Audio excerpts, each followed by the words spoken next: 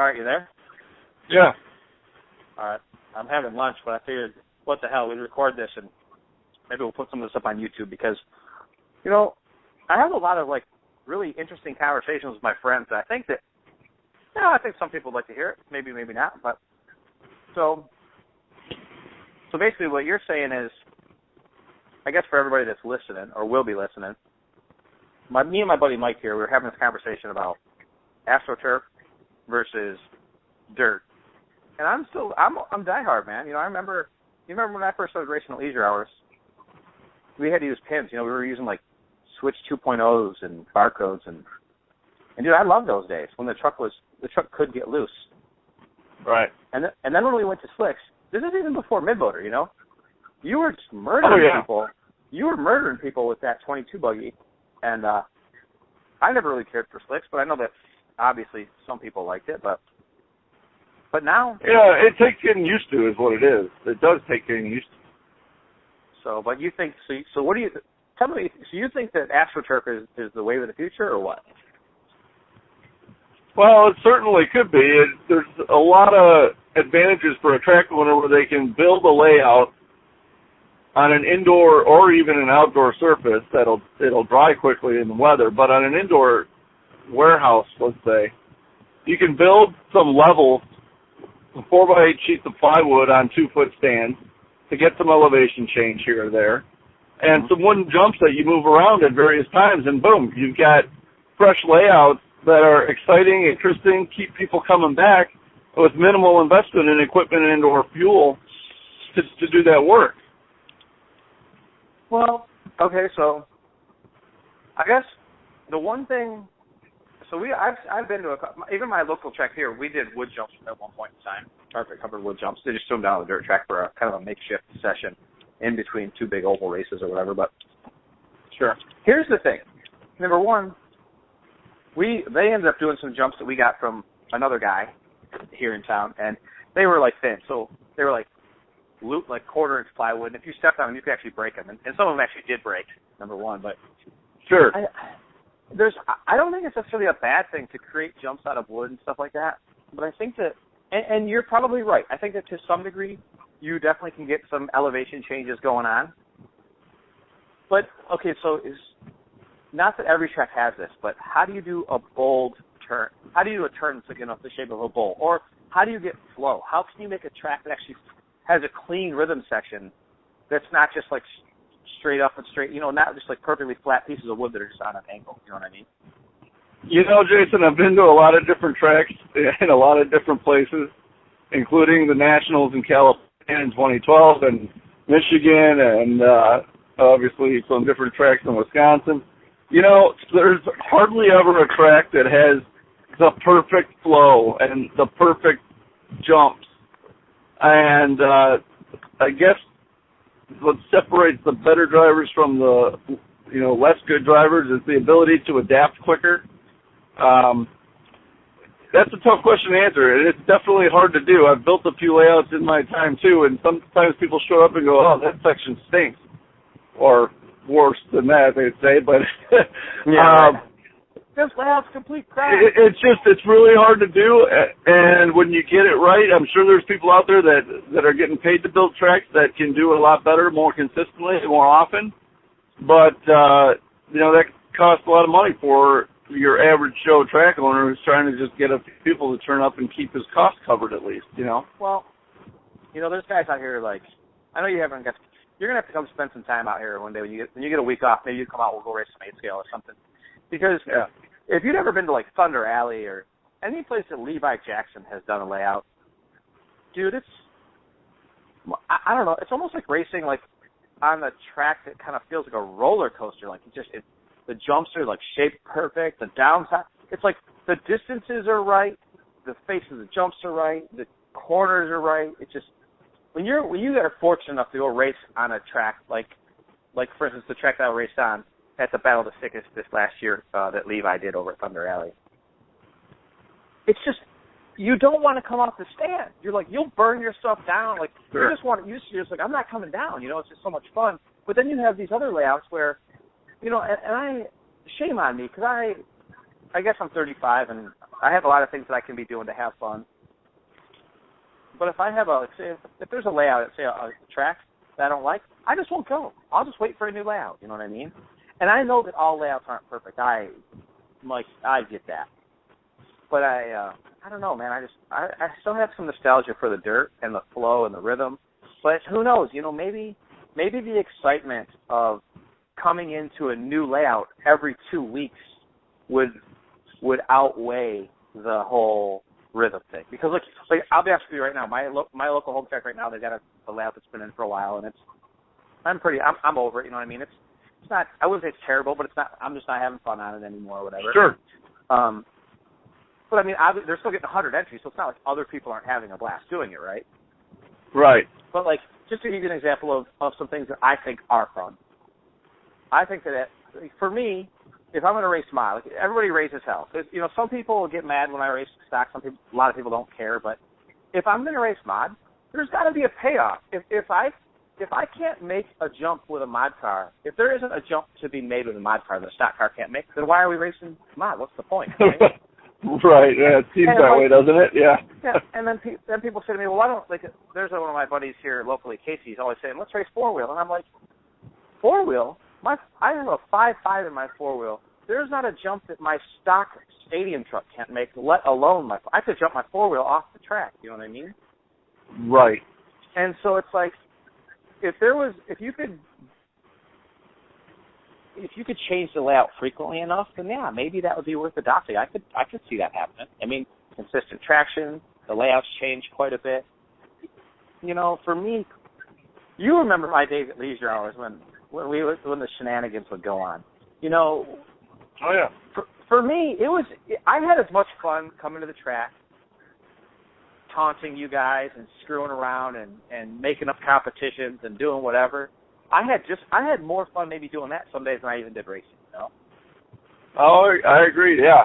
You got to mix it up. I think maybe that's another thing that the hobby can benefit from, are true development of some different racing formats. I know there are some tracks, even Leisure Hours has done it, but another couple of tracks I've seen do heads-up racing at various times with more than short course trucks, so I'm talking with buggies and whatnot. Where your qualifiers are even heads up, and you end up with mains that are, of course, heads up, but sorted by the way those heads up qualifiers turned out. And some people like it, some people don't. Some people don't care because you just know that in the end it's hopefully going to work out the way it should, right? The faster guys get near the front and slower guys are near the back, right? But that's really the only other thing I've seen that is even consistently used anywhere is a heads-up type of format. It'd be interesting to have a third or fourth. I'd like to see, personally, one thing I thought of that I'd love to see is qual points used all the time. Even with 3 rounds, have a throwout, 3 rounds of qualifying, 1 throwout, qual point. Or 4 heads-up races instead of qualifiers, just use a reedy format through the regular race day, and let that point at the end of the day be added up and tallied. And yeah, some days certain guys will get stuck in lower starting positions in more of the races than less, so they kind of are at a disadvantage, and it's just a drop. But if you have a computer randomly spit out an assigned number for a starting position compared to a number of a person's car, it's just the way it is. So you just deal with it. Okay, so you start in the 7th, the 10th, the 8th, and the 5th spot for that day. Wow, that kind of stinks. But you know what?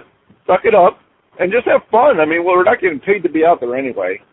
All right? There's very few people that are. So just do it and let's have some fun.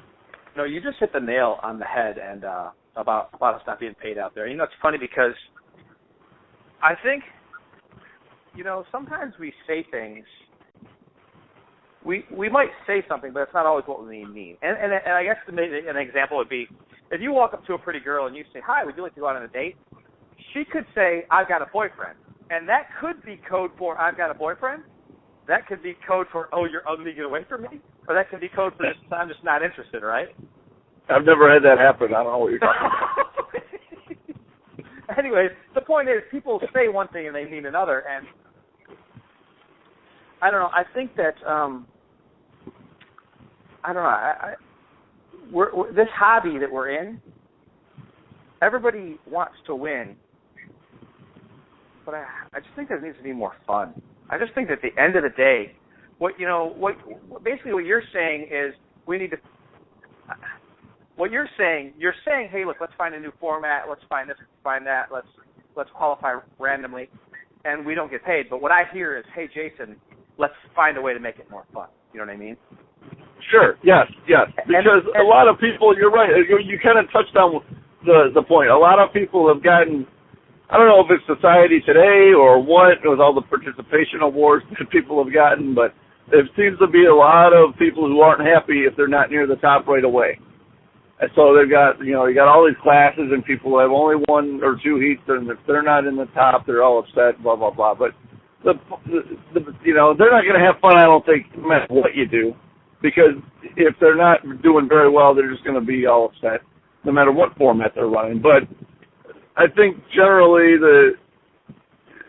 I've heard a lot of people out there go, man, these people are just way too serious. And I think of a time when, of course, I was taking it really seriously too, and still not getting paid to do it. But in my head, it was serious stuff, and I still want to win. I'm a competitive person, but I think I've come to the point where I said, okay, you know what? Hold on here. We need to make sure we're not getting to where we're going to start yelling at people, And when you see other people doing it, hold on, you can't. Let's just back it off a notch. Let me tell you when things changed for me. When I left Illinois, and this is kind of personal, I probably would rather not share this with the world, but when I left Illinois, I had been consistently just getting faster. My pace just kept dropping, and it's a lot of times these big races, I was getting faster. You know what I mean? Yep. And I thought, maybe if I come to California, maybe if I go to OCRC twice a week and I race the top guys in the world, but maybe even though I'm in my early 30s, maybe it's not too late for me. Maybe I really can compete. And I think that there are a tremendous amount of people that feel that way. But what happened was I got to race against Stephen Hartson and Cavalieri and Newmandahl and Frank Root and all these guys. And don't get me wrong, Mike, you know how I am. I'm kind of hit or miss. When I have good drives, I can have some pretty damn good drives. Yeah, for sure. But on my best day, I was never a threat. And I think what happened was when I finally realized, hey, dude, you're in your 30s. You're not ever going to be a paid pro. Get your butt out there and have fun.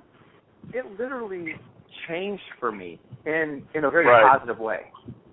And I think it's we're all competitive, and I don't know, I just think that when you finally realize that this really, for the vast 99.9% of us, this is our hobby. We pay to play. We don't get paid to play. You know what I mean? When you go out there and you have fun, and your goal is to have fun, not just to win. We all want to win, but your goal should be to have fun and have a good time. You know what I mean? Right. And I realized that if that's the number one goal, it almost becomes easier to be, if not the winner, but to do better because the pressure's off. Dude, I find that I drive better. I found that I'm driving better when I'm out there trying to have a good time. Because even though I make a mistake, because I probably will at some point in the race, or if not the day, right? If I happen to have a really flawless race, but sometime in the day I'm going to screw up and need a marshal, or try to right myself as I land a jump a little crooked or crossed up or whatever. But if I'm out there to have fun, I seem to recover from that mistake so much better, rather than compounding it by putting more pressure on myself that I need to do better, and Do you remember how much smack talk went down when me and you used to bet $1 a heat? Absolutely. That was some of the best racing I ever had. I won a lot of money. Hey, I've got pictures of you paying up at Spectrum in case you. Yeah, at trackside, right? For the trackside Spectrum race, you basically won back everything you lost at all the leisure hours club races. So, but I mean, I remember you yell. I remember being on the stand and you yell, "You're not getting my $1." I mean, right. And it's that is, to me, I've had some good battles. I just went to to Chico, and I did pretty well, and I did pretty decent down here at Hot Rod, and I made the main at JBRL, and I had a good time at all those races. But would I say that? Can I honestly say that I had a better time there than I did club racing you for $1? No, I can't say that. You know what I mean? And I wish that more people. I wish, I just did a bunch of videos this morning. I literally did like 10 or 12 Q&A videos, and I'll just post them up over time. But a lot of different questions about having fun, about turning pro, about sponsorships, and man, these 50 deals, these 50 off sponsorships, they're getting out of hand, I think. I think they peaked, a couple of years ago. The electric side really, of course, took off and was going gangbusters, and that seemed to surely get out of control with a few different companies. At the end of the day, the number one piece of advice I could give anybody is when you get there, when you start out in this hobby, or if you remember when you did, you probably didn't know much of anything, and you had help from people around you. And that probably helped make it a little more fun for you. Now, pay it forward. Go out there, and no matter what level you're at, even if you're just barely past beginner rookie, you know something that someone else showing up doesn't. So go around and try to help somebody that you see needs a little bit of advice. Ask a question to someone who's a little better than you too, and have fun being there, because the amount of dollars you're spending for the amount of time you're there is pennies compared to going to the movies or the carnivals or whatever else you're going to do with your friends. So make the most of it, have fun with that, and just try to enjoy the fact that you're there with your buddies. Forget about the amount of next time and all that, and that's what's going to make it better for you and everyone around you. It's funny. I posted up a picture. I cannot freaking wait. Jimmy Badcock's having this Reedy Vintage race. And it's going to be outdoor, wet track, like pole shots, And I posted up this picture, and right away, one of the earlier comments on my Facebook page was, another $50 race. And I'm not going to be me. I respect that everybody has an opinion. So very rarely it's pretty rare that I censor any of my content. Very rarely do I delete comments or jump in people's cases, because I respect that everyone has an opinion, and as long as they're not being outright mean, then whatever. Right, or belligerent and vulgar, right. Yeah, as long as they're not I won't tolerate whenever wars break out, I delete the post instantly, because I'm just not going to have it. Well, anytime I delete profanity and I delete wars, because I just don't want to see it, don't want to hear it. But the first thing I wanted to say was, I think I actually commented, hey, look, you can't do dinner and a movie for $50. And what was so funny is, either that night or the next night, Alyssa and we went to dinner at Tahoe Joe's. It's just kind of like somewhere in between an Applebee's and a Outback, or just okay. a nice, what I mean. Sit down, decent but not expensive. Right, I got you. So I think dinner. I think my meal was like $18 or $19, and hers was right around the same. So by the time you pay for a tip and one drink, I think it was like $56 or something like that. Right, exactly. And then we walked across the parking lot to the theater, and I want to say our movie tickets were, I don't know, maybe $10 each. Right. And I thought, literally, and this is literally the truth, for 4 hours, and I'm being generous, because we probably weren't at dinner for more than an hour. Right. A 2-hour movie, a 1-hour dinner, $75 or $80, and I'm thinking, this guy's complaining about a multi-day race for $50. You know what I mean? And you had to spend it with your wife, too. That's what I'm thinking. Jesus. Not even having fun.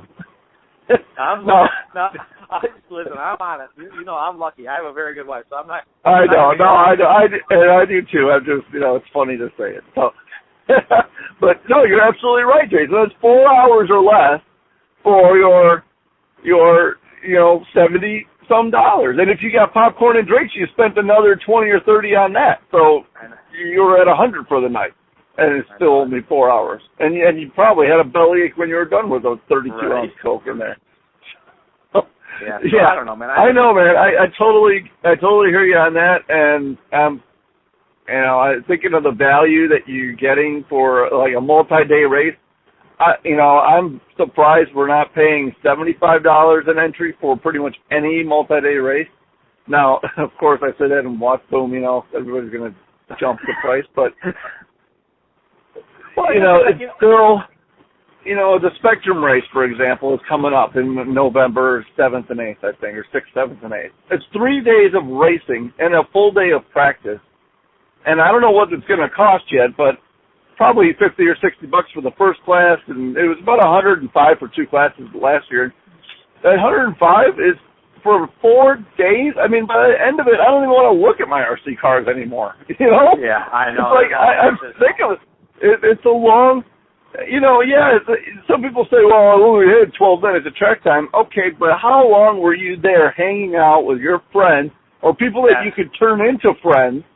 If you actually tried to make friends, you'd have 50 more by the end of the weekend and have a blast. Yeah, laughing your butt off the whole time.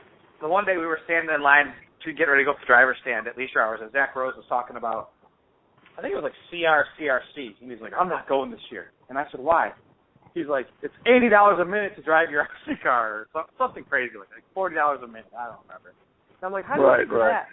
He's like, 2 practice runs, 3 qualifying rounds, and an A main. He's like, and it's an 8.5-hour drive each way. You're there for 19 hours all day, food, gas, hotel. And I was like, at the end of the day, I think what Zach ended up touching on that day is really fundamentally one of the massive roadblocks that I don't know that RC is ever going to become mainstream, because we are just such a specialized type of.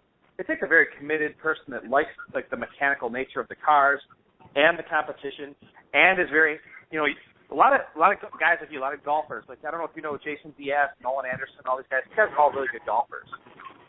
Right. But it takes a very specific type of person to want to do it. And me and Ty and Gord were talking in our last race or whatever, and I was just kind of laughing because they spend more time wrenching on their stuff than anybody I've ever seen in my life. And like when they get to a race, all they have to do is fill the shocks. Like the cars have completely been disassembled, bearings have been disassembled, but we laughed at it. You guys spend you could spend hours and hours and hours and hours wrenching for those few minutes that you have on the track. And what it reminds me of, and I know this is probably an unfair analogy, but, I read something about the Olympics one time. They said, 8,000 hours of training for an 80-second performance. So a full-time job is a full-time job is 2,000 hours a week, or 2,000 hours a year, 50 weeks, 4 years. That's 8,000 hours for 80 seconds. And it's like, obviously I don't think we're as bad as Olympians, but holy crap, dude. If you wrench it for hours and hours and hours, then you go to the racetrack, you get a couple of practice batteries in, and, 2 heats in a main. You spent 5 hours wrenching for 20 minutes of driving, or 30 minutes of driving. Absolutely.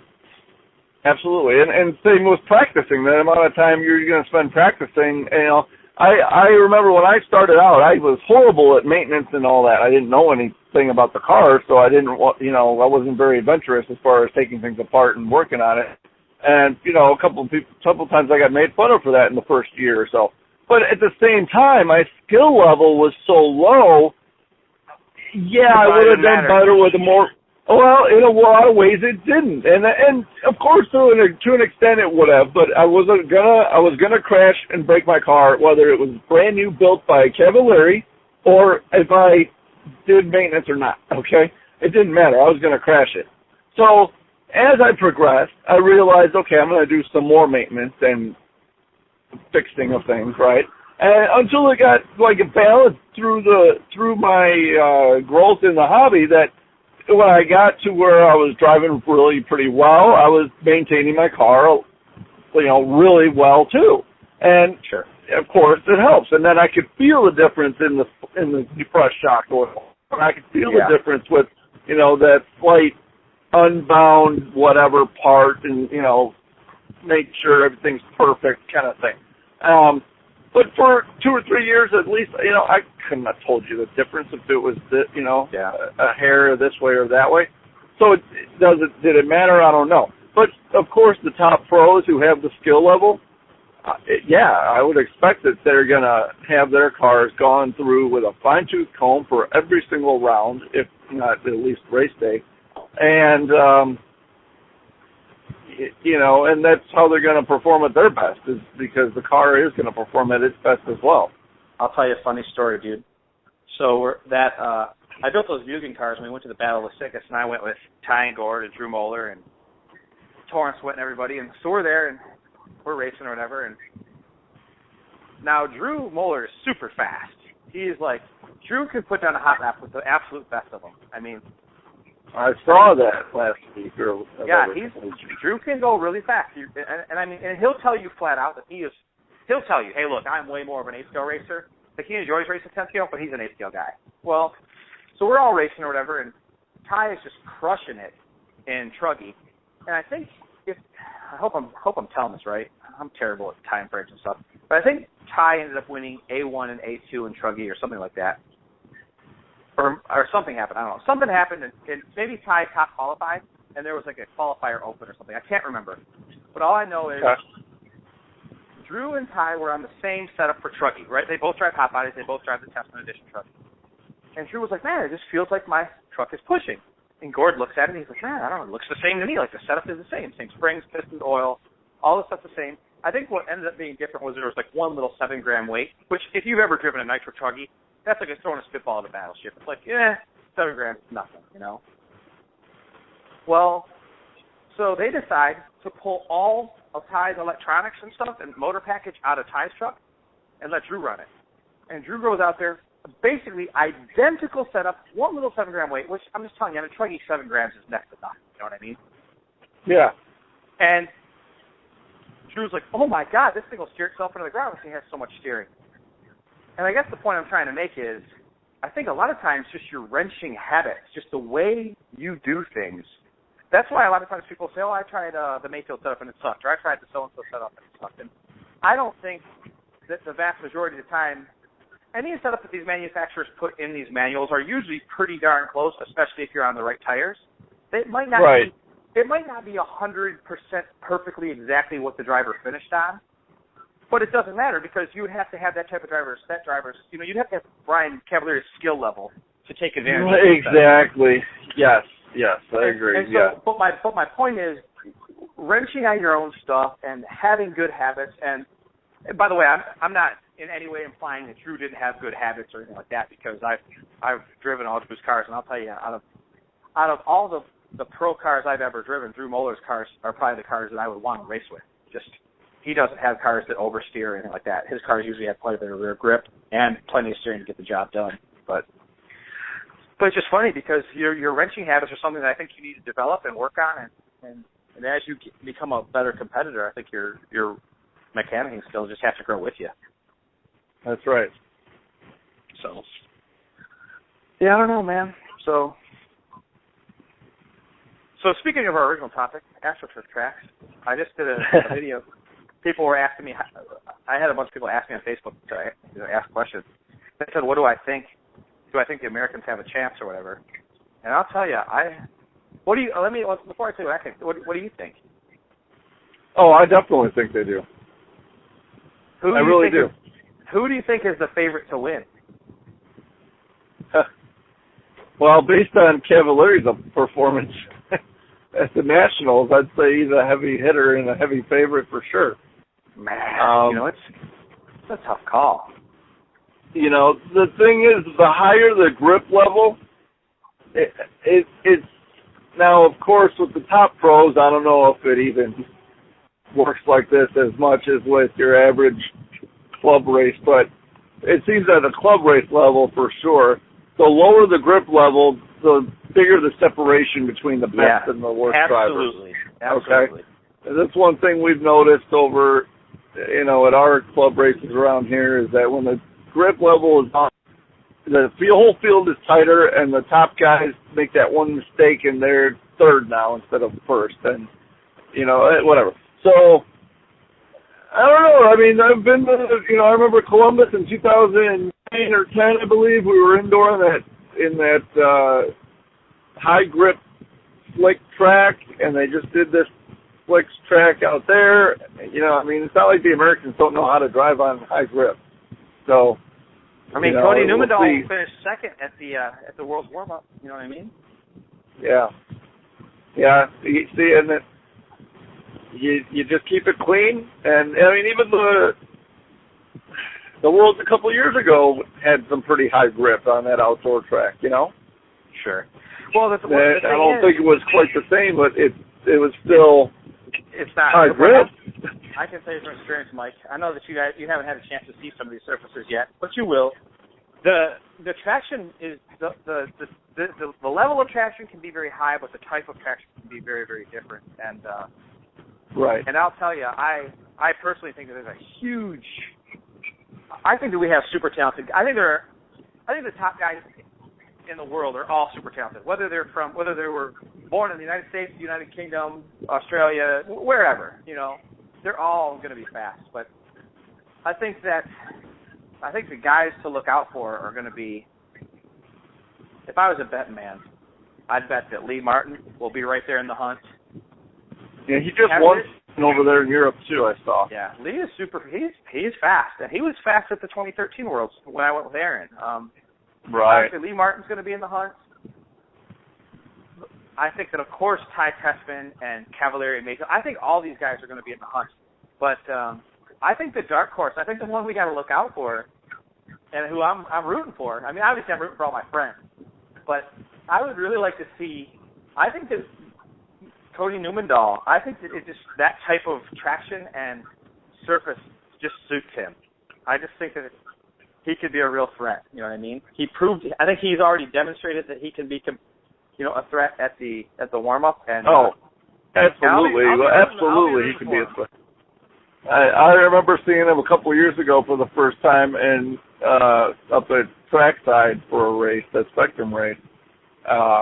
Probably 3 years ago now, to be honest. And you know, I knew he was the engineer and you know, all that, and I'm thinking, oh, this desk jockey ain't going to be able to, you know, hang with the big boys, you know, because, I mean, yeah, I know he races and I know he's good, but, you know, I figure he's on the team. He's coming to play with, you know, with the fastest guys, Cavalieri, of course, and, you know, Chadu, of course, is there from the trackside, and then you had Dakota Fenn, Dustin Evans, maybe Matt Chambers was still there then, and, man, Newmandahl was laying it down. I was like, holy crap, this guy can think about this stuff and know, you know, how to design it and race it. He raced the wheels off it. It was really impressive. I think there were quite a few rounds, this two-wheel and four-wheel buggy that year, that he was in the hunt to TQ against Cavalieri. I mean, it was like really close a couple of rounds. He's a super rare commodity. Right. Yeah, oh, yeah, of course, because a lot of the guys have a big brain, and, you know, you're not going to quite be as freewheeling and fast with the car on the track. I mean, you know, I just think that there's a lot of tremendously smart people out there, but there are very, very few that maybe, I don't even know of another one. I mean, I guess technically you could say, like, Yuichi Kanai, the guy that designed, like, the MP9, the Inferno or whatever. Yeah, he's a former 8-scale world champion, but not like he's not like today. He's not going to show up and threaten Ty Tessman or, you know, Elliot Boots or any of these, or David Runnefalk. You know what I mean? He's just not right. Well, I really appreciate you calling me really, really smart, but I don't. Some days I just wish I was a dumb idiot. I could go out there and just wheel my car like in a trance instead of trying to think through every corner and slow myself down. You know what I mean?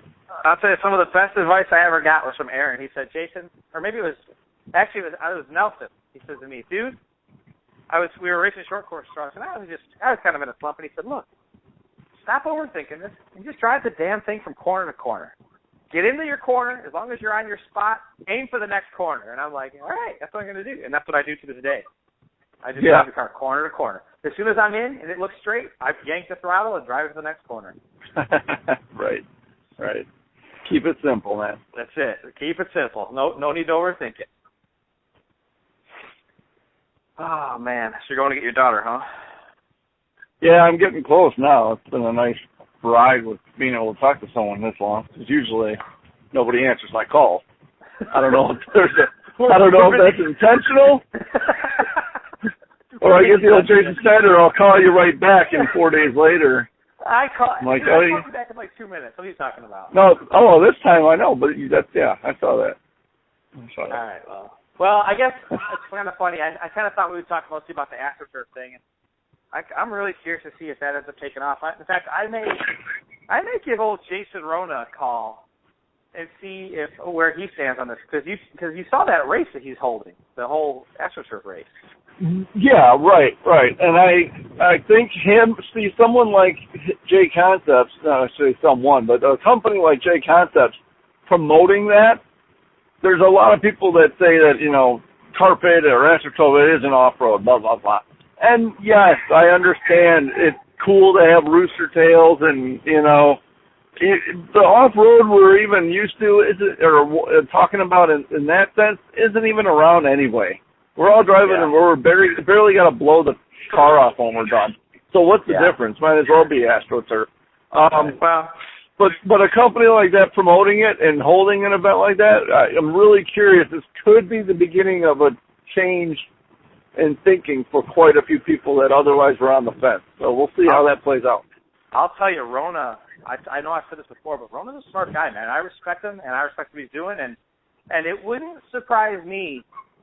It wouldn't surprise me, not one little bit, if Rona could kind of see if he was a little bit more attuned to what the future holds for this hobby. So maybe he sees something that we don't. Maybe he's going to lead the charge on this AstroTurf thing. I really don't know, but maybe I'll hang up with you. You're almost there to get your daughter? Yeah, I'm getting close, yeah. All right, well, I'll cut you loose, and I'm going to text him right now, see if I can get him on the phone. If I can, I can. If not, all right, brother. Well, nice talking to you. Nothing like a good old RC chat. You know what I mean?